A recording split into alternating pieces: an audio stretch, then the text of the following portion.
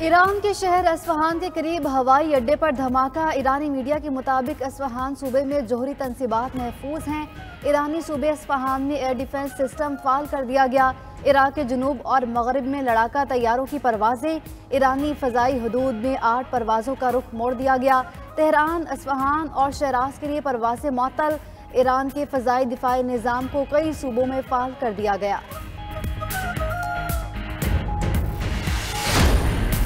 बरतानिया और अमेरिका की इसराइल पर हमले के खिलाफ ईरान पर नई पाबंदियां। सबसे ज्यादा फौजी ड्रोन प्रोग्राम मुतासिर होगा। अमेरिकी महकमा खजाना ने 16 अफराद और 2 इदारों पर पाबंदी लगा दी। बरतानिया ने ईरानी बैलिस्टिक मिसाइल प्रोग्राम से वाबस्ता तंजीमों, शख्सियात और इदारों को सख्त पाबंदियों का निशाना बनाया। तिलमिलाहट का शिकार इसराइल की जानिब से धमकियों का सिलसिला भी जारी। ईरान का शदीद रद्दअमल। ईरानी वज़ीर ख़ारजा ने कहा, दहशतगर्द इसराइल ने जहरियत की तो फैसला कुन जवाब दिया जाएगा। इसराइल के मिसाइल हमलों पर काफ़ी अरसे से तहम्मुल का मुज़ाहिरा किया। बैनुल-अक़वामी कानून के तहत ईरान ने दिफा का हक इस्तेमाल किया। अक़वाम मुत्तहिदा को तनाज़ा बढ़ने से रोकने के लिए मौका देने को तैयार हैं।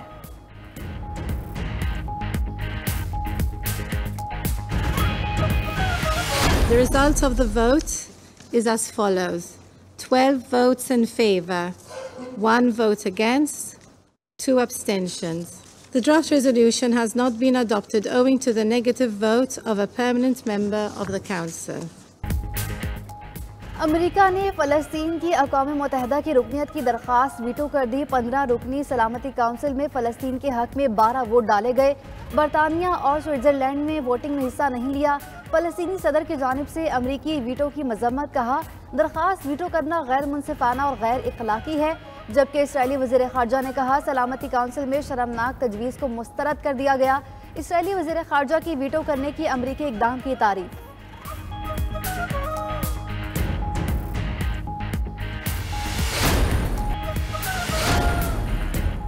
वफाकी वज़ीर ख़जाना मोहम्मद औरंगज़ेब की अमरीका में मसरूफियात। वज़ीर ख़जाना की सरमायाकारों के साथ गोलमेज़ कॉन्फ्रेंस में शिरकत। पाकिस्तान के मुस्तहकम मुआशी आशारियों पर रोशनी डाली। एलामिया के मुताबिक महंगाई में कमी, मुस्तहकम करेंसी, ज़रई शोबे के बेहतर आशारियों की निशानदही की गई। वज़ीर ख़जाना की IMF के साथ OCE प्रोग्राम में शमूलियत की तैयारी पर बातचीत। मोहम्मद औरंगज़ेब की सऊदी वफ़ फॉर डेवलपमेंट के CEO सुल्तान अब्दुर्रहमान अल मुर्शद से भी मुलाकात। पाकिस्तान आने वाले सऊदी वफ़द के बारे में ब्रीफिंग। जारी मंसूबों की पेशरफ्त पर इजहार इत्मीनान। दयामिर भाषा डैम और N25 की फंडिंग पर तबादला ख्याल। मुलाकात के दौरान सऊदी सरमायाकारों को बैंकारी और दीगर मंसूबों पर ब्रीफिंग। वफाकी वज़ीर ख़जाना की सिटी बैंक के हुकाम से भी मुलाकात। मस्बत मुआशी आशारियों पर ब्रीफिंग।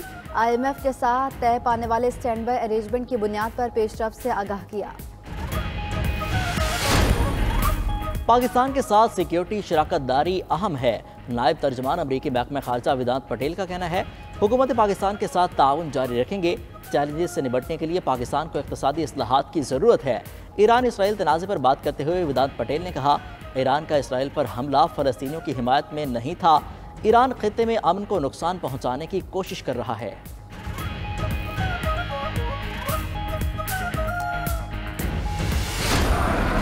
सदर आसिफ अली जरदारी का अपोजिशन के शोर शराबे में सियासी जमातों को मुफाहमत का पैगाम। इख्तलाफात को दूर रखकर मिल बैठने का मशवरा। पार्लियामेंट के मुश्तरका इजलास से खिताब करते हुए कहा, इख्तलाफात लेकर नहीं चल सकते, मुल्क को सियासी बहरान से निकालना होगा। हमें सबको साथ लेकर चलना है, मिलकर आगे बढ़ेंगे तो जमहूरियत मजबूत होगी। मजीद कहा, बतौर सदर अपने इख्तियारात पार्लियामेंट को देने का फैसला किया। हमारे पास वक्त बहुत कम है, हमारा एजेंडा और ख्यालात ही मुल्क को मजबूत बनाएंगे। तमाम सूबों के साथ कानून के मुताबिक यकसा सलूक होना चाहिए।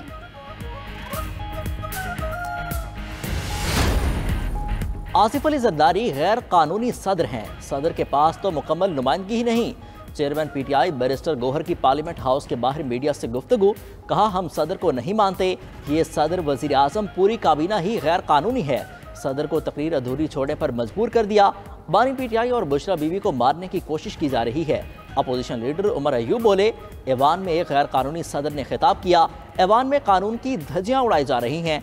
PTI में किसी किस्म की ग्रुपिंग नहीं। PTI में एक ही ग्रुप है और वो बानी PTI का है। अली मोहम्मद खान ने कहा, पहले बानी PTI को रिहा करें, फिर सुलह की बात होगी।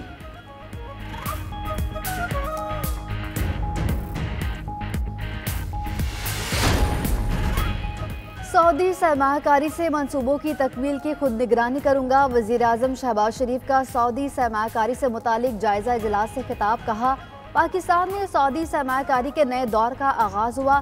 बैनुल-अक़वामी सरमाकारी के मंसूबों के हवाले से किसी भी किस्म की लापरवाही कबूल नहीं। फरसूदा तरीक़ाकार और सुर्ख फीता बिल्कुल नहीं चलेगा। मुल्क की तरक्की और खुशहाली के हदफ के हुसूल के लिए हर मुमकिन इक़दाम उठाएंगे। सऊदी अरब के मारूफ कारोबारी शख्सियात के वफ़द की पाकिस्तान आमद जल्द मुतवक्के। आलमी इक़्तिसादी फ़ोरम पर दौरा सऊदी अरब में सरमाकारी के मज़ीद मौक़े को हतमी शक्ल दी जाएगी।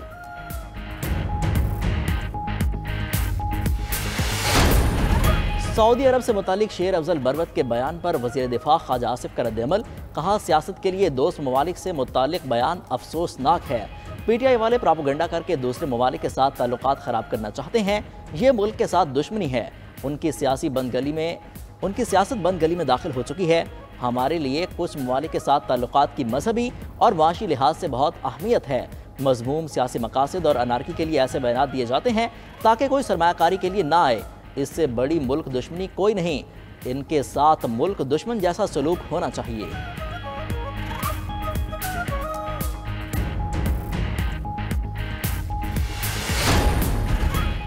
बानी PTI का शेर अफजल बरवत के सऊदी अरब से मुतालिक बयान पर मायूसी का इजहार। बानी PTI की अडियाला जेल में पार्टी रहनुमाओं से मुलाकात की अंदरूनी कहानी सामने आ गई।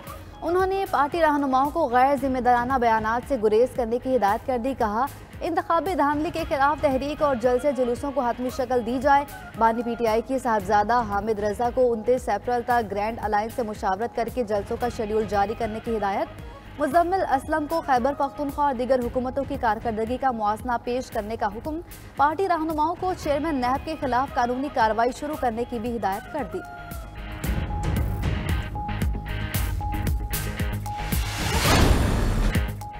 बलोचिस्तान में तूफानी बारिशों ने तबाही मचा दी। चमन में सैलाबी रैला पूरा गांव को बहा कर लेके आ। बच्चों समेत 9 अफराद जाँ बहक। बड़ी तादाद में मुसाफिर फंस गए। दर्जनों मकानात तबाह। नदी नालों में तुग़यानी। गवादर, पसनी, नोशकी, नौकुंडी, बारखान में मूसलाधार बारिश। ओमाड़ू के देही इलाकों में भी सैलाबी सूरत हाल। कल्लात, मस्तोंग और योब में भी नशेबी इलाके डूब गए। मकरान कोस्टल हाईवे पर बसूल नदी का पुल टूट गया। हाईवे 2 मकामात से बंद। गवादर और मकरान का कराची से ज़मीनी राब्ता मुनक़ता हो गया।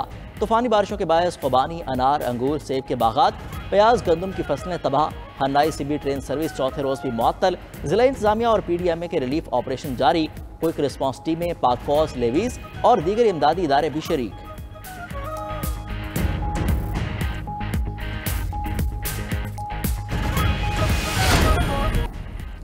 अमेरिका ने ईरान पर बड़ा हमला न करने के बदले रफा ऑपरेशन का इसराइली मंसूबा कबूल कर लिया। इसराइली मीडिया के मुताबिक अमेरिका ने इसराइल से कहा कि ईरान के खिलाफ महदूद कार्रवाई से आगे ना जाया जाए। इसराइली फौज ने तोपखाने के यूनिट्स और बख्तरबंद दस्तों को दोबारा गजा मुंतकिल कर दिया। दूसरी जानिब अमेरिका ने रफा ऑपरेशन कबूल करने के इसराइली मीडिया के दावे की तरदीद कर दी। अमेरिकी कौमी सलामती कौंसिल के तर्जमान जॉन किर्बी ने कहा कि इस तरह के मंसूबे पर कभी बातचीत नहीं की गई।